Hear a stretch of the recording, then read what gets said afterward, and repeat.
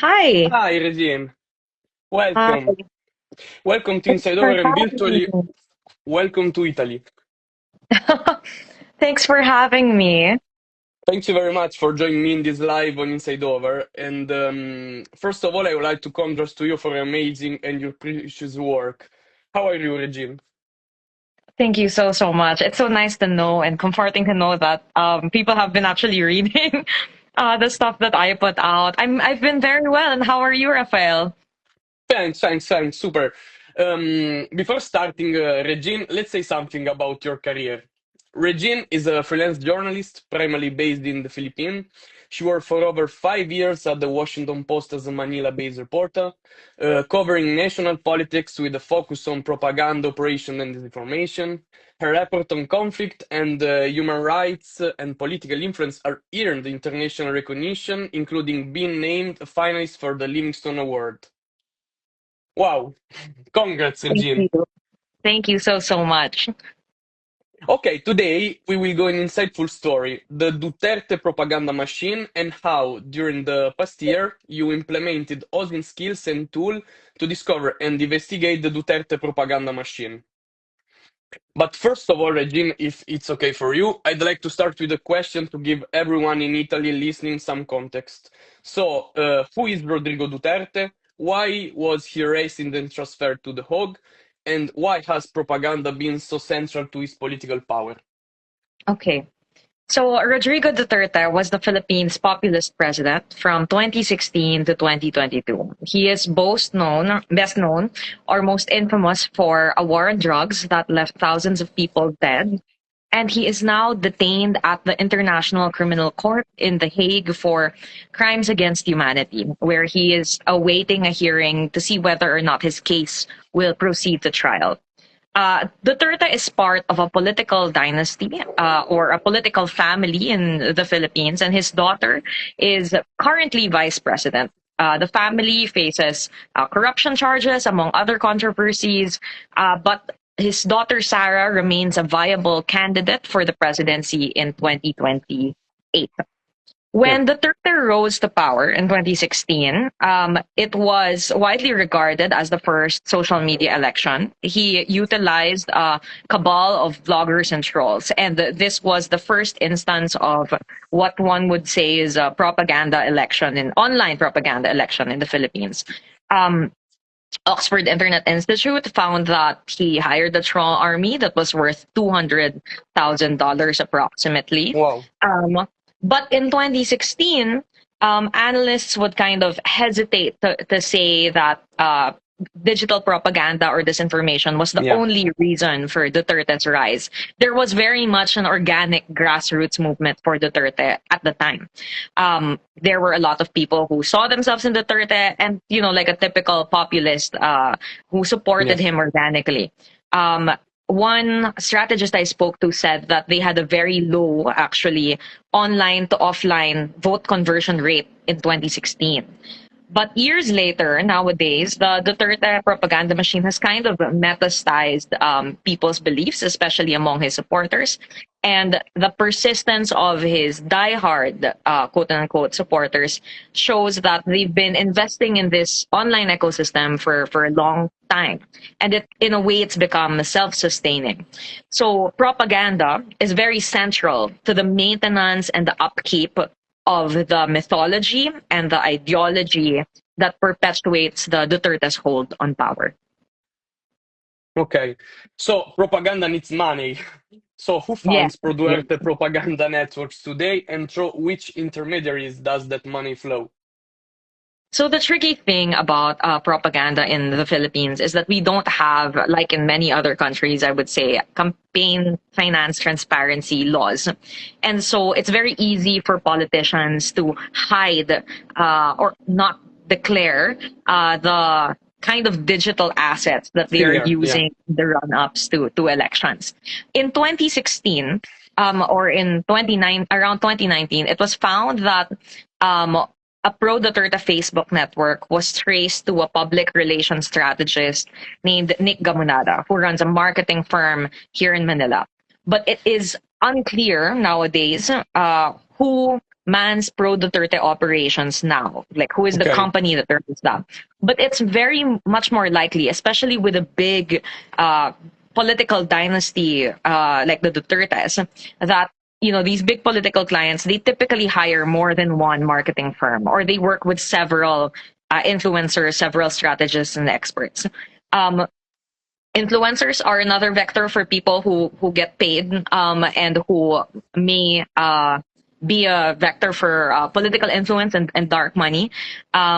And the pro-Duterte influencers have shifted somewhat since 2016. Some characters are the same, some characters are different, but it's very on the money trail in the Philippines, at least, is still underreported because of a lack of funding, a lack of difficulty, and the paper trail. Yeah. Clear. So let's get more deep and talk about how modern pro-Duerte propaganda operations structured from the start to the finish, and how can all... I lost you a bit. Rafael. Could you repeat the question? Yeah, sorry, it's a bit weird internet here. And let's go more in the deep and talk how is a modern pro-Duerte influence operation structured from the start to the finish, and how can open source intelligence help uncover it? Okay. So some years ago, a couple of Filipino scholars named Jason Cabañas and Jonathan Ong found that this information architecture, quote unquote, was like a pyramid, and it was led by public relations consultants and strategists at the top. And then their their messages are cascaded down to influencers. And then the influencers cascade propaganda messaging to trolls, or they're engaged by trolls. And then those trolls and the influencers reach community level or organic people. The general structure, I would say, is very much still similar to now. Although now maybe it's more of a web than a pyramid, because there's also room for bottoms to up propaganda messaging. And there are now varying business models for propaganda. So an influencer need not necessarily be hired by a politician, because they can act organically on their own, and they can ride on an algorithm themselves and then make money, not necessarily from the payroll of a politician, but from the social media platform themselves, like the YouTube partnership program. Yes. So there's lots of different business models now for disinformation in the Philippines. And OSINT methods have been very helpful in kind of tracking what these payment schemes could be.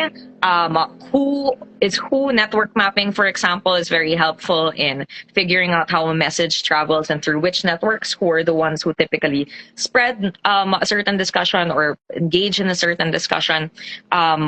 Ad libraries are very helpful as well for tracking the money that goes into sponsored, quote unquote, messages, especially around election time.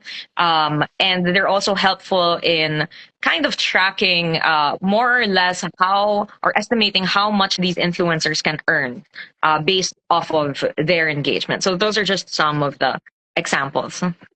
Yeah. In this regarding analysis for Reuters, you said another upcoming study found almost half of 35% of discussion about elections have been driven by inauthentic accounts, including show puppets, avatars, and bots, with a cumulative reach of 54 million views. How is the question is this, Regine? How is artificial public consensus manufactured online to make minority views appear dominant, and with which OSINT tool have you used to reconstruct it?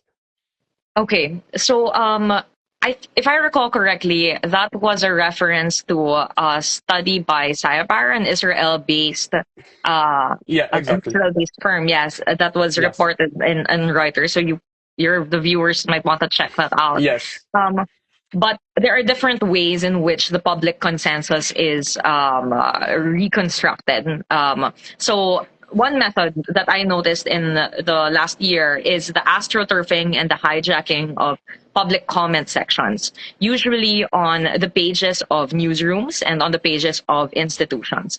Like last year, the Philippine military disabled its comment section on Facebook for this exact reason, because they kept getting attacked by trolls and accounts that you're not sure would be authentic, basically to discredit the security sector in the Philippines, post pro-China propaganda, and so on. Most recently, the International Criminal Court was another target for the same modus operandi, because its announcement of the recent rejection for Duterte's provisional release was inundated by thousands of comments just repeating the same keywords: kangaroo court, crocodile court, etc. Allegations that Marcos, the Duterte's political rival, paid off the ICC. And you will see these repeating constantly in the comment section. So this was a method that I noticed even earlier this year on the Facebook pages of local newsrooms, particularly on news that was related to the Dutertes. The idea of this modus operandi is to seed narratives that shape public opinion and public impression very early on. Because when the public, just a random doom scroller, for example, sees this post on their feed, one of the first things they do, right, is to click the comment section. And then they see just this barrage of people supporting Duterte, claiming that the ICC is paid, so on and so forth, planting certain narratives about the key players in an issue. And that shapes a person's very first impression of what the public pulse is, if they're not aware that this is a coordinated, inauthentic activity. One of the tells that this is coordinated operation is first the script, because the rotating arguments are basically just short of a copy pasta. So they're almost copy pasted. The keywords are the same.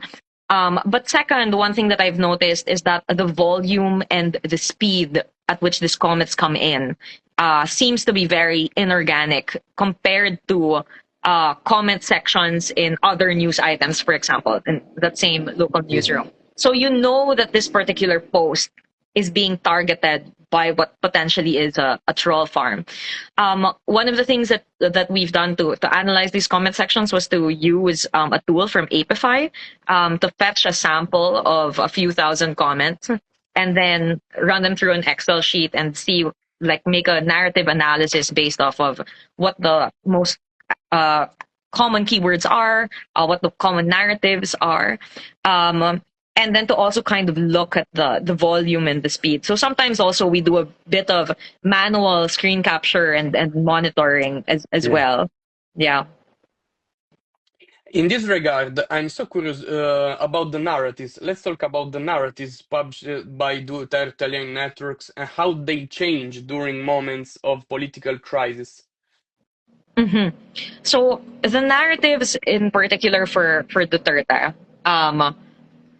are based off of the context that in the Philippines, politics is driven by personalities. It's not really driven so much by parties or even by ideology. Political propaganda machines, therefore, they converge around that personality. And so the core narratives can shift not according to logic, but according to what suits the interests of a personality, in this case, Duterte, or the client politician at a given time. For example, in 2022, the narratives of the machinery was to endorse the current president, Marcos, because he was an ally of the Dutertes at the time. But today, they're pulling out all the stops to smear Marcos because he and the Dutertes have had a falling out. And now their personal and political differences are apparent, and he was the one who sent Duterte to the ICC, right?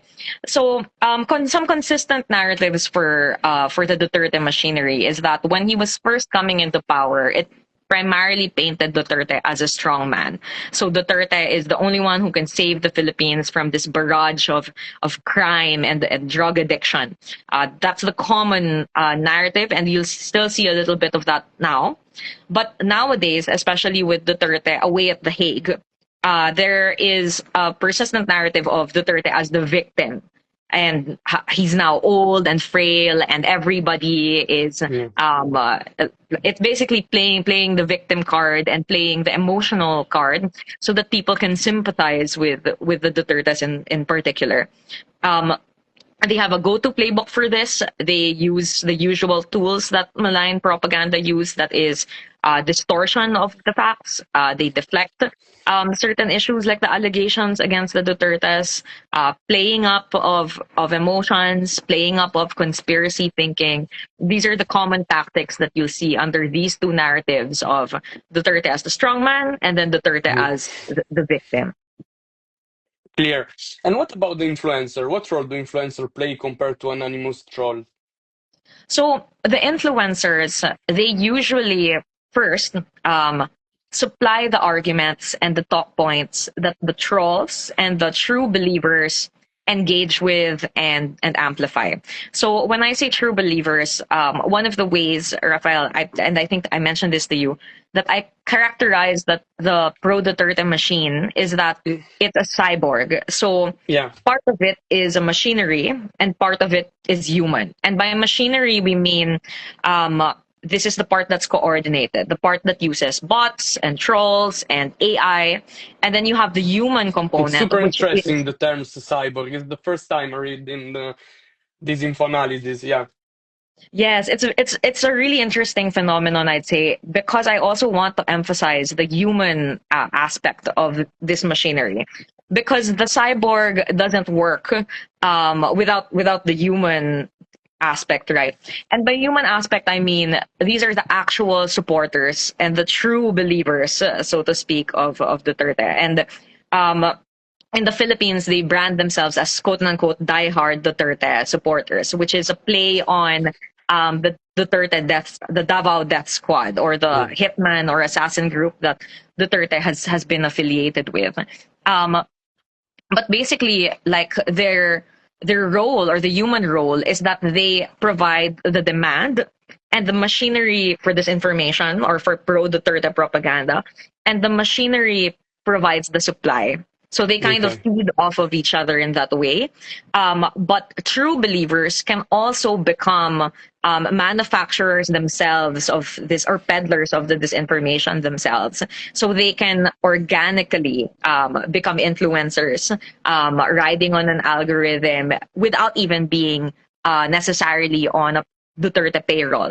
So that's the kind of ecosystem that we're seeing now, and it's self-sustaining, and that's why it's very hard to kind of pin down a money trail, pin down Yeah. who is behind it, because it's a part of it is very much organic and supported by actual offline grassroots movements, especially in the diaspora. In Italy, for example, there is a very active Filipino diaspora there, a lot of whom are very, very pro Duterte, as in other Wow. countries in Europe as well. The second role I would say that influencers play is that they signal the agenda for the influence operation. So they usually by their posts give what the hot topic or the trend of the day is. And that also means that they tend to pinpoint who the attack target or the enemy of the machinery is for the day. So sometimes that would be journalists, sometimes that would be a certain politician, sometimes that would be other influencers who are anti-Duterte. And the moment that these influencers or pro-Duterte influencers sound off on this is our target for the day, for example, by sharing this person's post or video out of context, then it signals to the troll machinery and to the true believers to attack this person. Okay, I have an interesting question. Let's open the scenario. And I thought, how closely does pro-Duerte messaging overlap with pro-China narratives, and what explain this convergence? Mhm. So they're quite close. Hmm. Various investigations have shown an overlap between Duterte and China social media activity. I'll give you some examples. In 2020, an inauthentic Facebook network was traced to China and taken down by Facebook. But it was also found to promote Sara Duterte. That's one example. And then just in the last year, an anti-Marcos influence operation showing a deep fake of the President Marcos supposedly snorting drugs was found to be amplified by China accounts. And it was also very widely spread among pro-Duterte influencers. Journalists have also been monitoring the cross-pollination of anti-Marcos and pro-Duterte narratives between Chinese and Filipino social media platforms. So the narratives are kind of Okay. similar between what you would see on Chinese social media and what is being spread by pro-Duterte influencers on Filipino social media.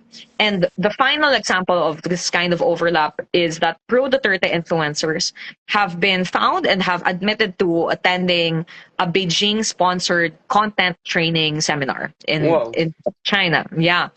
And that in itself is not necessarily by itself an indicator of being a tool of the Chinese state, right? Because there are usually lots of soft power programs that different countries have, Yeah. right? Like diplomatic programs and so on Yeah. and so forth. However, it's when they come out of these programs and the content that they produce that kind of raises a bit of a red flag as to the whose interests they're forwarding. And one of the things that have been observed is that these influencers who have gone on the Beijing sponsored trip, which is basically a black box, you don't know what goes on during these trips, right? Unless you've gone yourself. They tend to produce very pro-China content and content that is completely aligned with the messaging of Beijing. There is this convergence because I have a the third, question. Sorry, oh Regine. yes, How go ahead. did you, yeah, how did you discover this trip, this influencer trip to China? They spoke on social media, on platform, on web. There was a few months ago. There was a hearing at the House of Representatives or in Congress where these particular influencers were openly admitted to going to the Beijing sponsored seminar. But it's also because during the Duterte's term between 2016 to 2022, these Beijing sponsored trips were actually very common. They even extended to the media as well. So journalists have gone on these trips. But the thing is, like I said, not every journalist who has gone has produced China propaganda afterward. So it's kind of interesting also to look at who does and doesn't Yeah. align with Beijing's stock points after they come back. So it's been an on the record and publicly known trip, actually. Yeah, yeah. Wow. Interesting, super interesting, Regine. And just wow. You really told us so many interesting things and take us virtually inside the Duterte politics in the Philippines. And Mhm. I truly thank you. I truly thank you for being here with me and for your time. And just that. I wish you all the best and I hope to hear from you soon. Thank you so much, Rafael. We say in Italy, ciao. Ciao, ciao. Thank Thank you. you very much, Grazie and Regine. ciao. Bye bye.